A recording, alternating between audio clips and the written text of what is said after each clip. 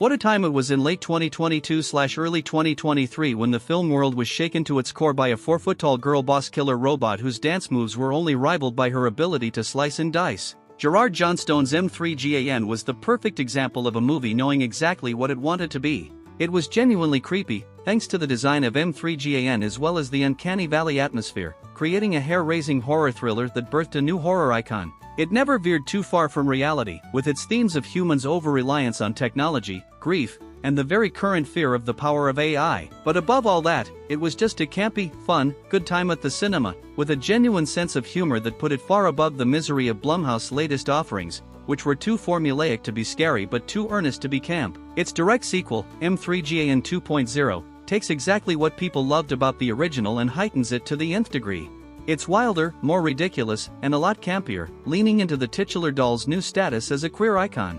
Its plot is essentially the same as what Terminator 2: Judgment Day did with its AI killer. A new killer robot woman is unleashed on the world for far more nefarious reasons than Gemma could ever have anticipated, forcing her to bring M3GAN back to physical life to protect her niece, Katie, and save the world. It's equal parts charming, ridiculous, and compelling, especially with growing concerns around AI, people's emotional attachment to it, and its ability to replace humans in the workforce. But M3GAN 2.0 isn't here to be prescient or important, it just wants to give you a rip-roaring good time with these characters, and that's exactly what it delivers. M3GAN 2.0 ups the stakes of the first movie. It's 2 years after the events of M3GAN, and Katie and Gemma are forever changed by their experience with the killer doll. Gemma was tried by the court of both law and public opinion for her reckless endangerment, and M3GAN's murderous rampage has sparked a global debate about the safety of technology. At the center of this conversation is Gemma, who has written books on using technology safely and has started working at a foundation to push policies that make the digital space safer for humans.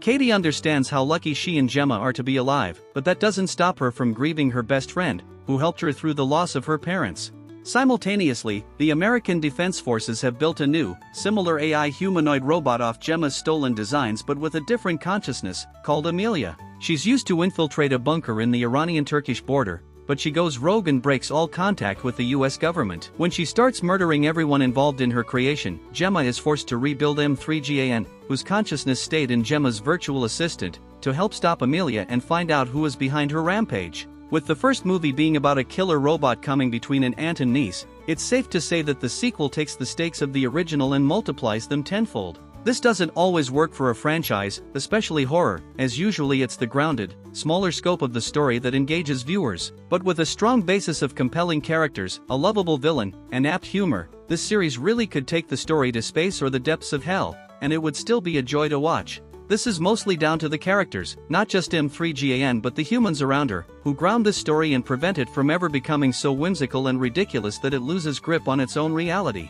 Gemma forms a Frankenstein monster relationship with her creation, and their dynamic is easily one of the script's most interesting choices. We're allowed to see Gemma beyond her responsibilities as a guardian to Katie and as a person whose own genius has nearly led to her death, and now, the end of the world. Katie takes a backseat compared to the first movie, and that's a welcome choice, as the rise in stakes means that Gemma and her world of high-tech can take the spotlight. Still, like its predecessor, it manages to balance the humor, horror, and human emotions, and Katie and Gemma's relationship with each other, as well as with M3GAN, is the needed dose of realism when you're watching two killer girl dolls try to rip each other's heads off. M3GAN is an undisputed horror and action icon. But, and this will come as a surprise to no one, M3GAN 2.0's greatest strength is the same as the original movies, M3GAN herself. It may seem like a cop-out to take a character we were once meant to fear and now ask us to root for her, but the way the script subtly changes M3GAN's character makes it a seamless transition. She's endlessly charming, both snarky and practical, and is never tired of shooting insults at Gemma.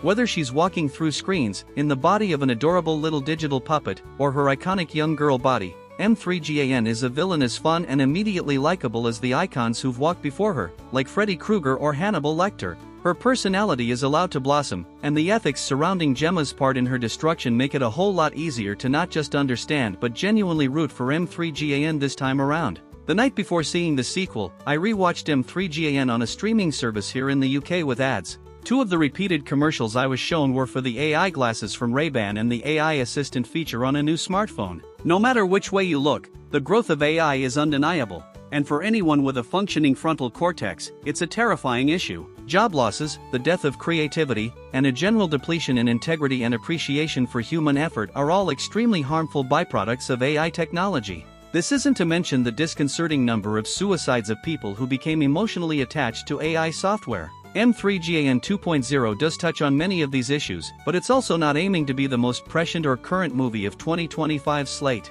Its reflection of today's issues does make up the basis of the story, but it all comes back to both these movies' greatest attribute: they know exactly what type of movie they are. The sequel is just as understanding of this, and focuses more on action sequences, campy one-liners, and letting M3GAN do her thing. It's a valuable lesson for a lot of filmmakers, especially in horror, that if you're making a movie that concerns prevalent issues of today's world, that doesn't mean they have to take up the entire story. M3GAN 2.0 is probably one of the most jarring depictions of AI gone wrong, but it's also a fast-paced, high-octane action flick with lines like "hold on to your vaginas." Speaking of action, the well-paced script paired with some excellent fight sequences makes the sequel's longer runtime of 2 hours fly by.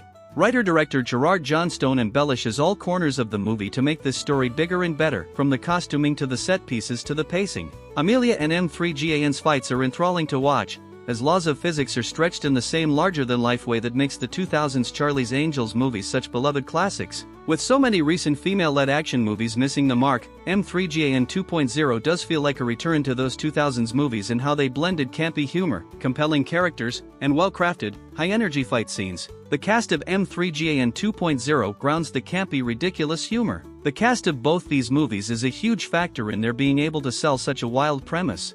In the first film, the chemistry between Williams and McGraw was crucial to giving the story an emotional core, and that still stands for the sequel. Williams' built-in earnestness that she used to comedic genius in Girls is still her secret weapon, as Gemma is the exact opposite of M3GAN's snark, and their creator-monster dynamic gives us a lot of laughs but also an interesting exploration of the morality of creating AI. But, the most credit has to be given to Jenna Davies, the voice of M3GAN. Aided by Amy Donald, who performs the physical version of the character, Davies is crucial to making M3GAN a new horror icon. Her snark, charm, delivery of one-liners, and singing voice are all heavily relied on to make the killer doll an unlikely hero we want to invest in. Davies ensures every word that comes out of M3GAN's mouth is still laden with humor or emotion despite the robotic remixes. It is a masterclass in voice acting, and a campy, snarky, horror performance that I'm sure the king himself, Robert Englund, would be proud of. M3GAN 2.0 isn't only a sequel that successfully expands on the universe and lore built by its predecessor, but it also solidifies its titular character as a new horror icon. It's one of the very few modern movies that understands camp humor, while still giving us creepy, atmospheric scenes and exciting, well-staged fight sequences. Some will definitely not be able to buy into the ridiculousness of it all, but if you can, you'll be rewarded with a great time at the cinema. If you thought after the first movie that this killer doll was just a viral blip in the world, M3GAN 2.0 is here to tell you in the most deliciously over-the-top way that you are very wrong. M3GAN 2.0 comes to theaters on June 27th.